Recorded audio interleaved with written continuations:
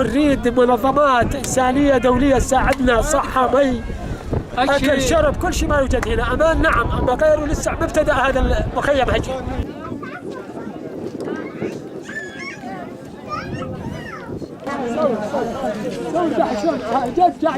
مي لا أكل لا شرب، يعني أحد يعيش بتراب شدان، أحد يعيش بتراب.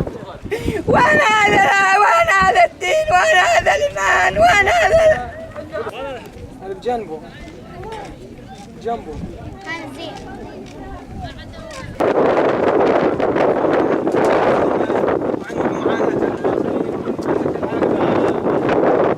معكم رئيس لجنة المرأة من المجلس التنفيذي بدير الزور. نحن جينا على مخيم غرانيت، جبنا سلال نسائية وسيارة إسعاف، بس الوضع بالمخيم مزري لدرجة الأهالي جوعانة وعطشانة. احنا نطالب ونناشد المنظمات الدولية وكل من كل من يساهم انه يقدمون مساعدات المخيم غرانيج.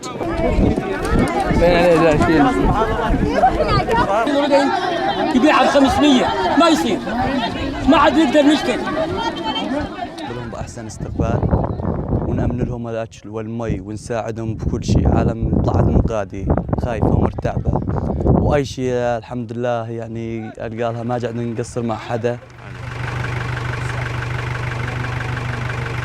جزاكم الله خير. يا هلا وسهلا. وقف لي السيارة. مصور اللي جاي مشان يلا عجل واحد.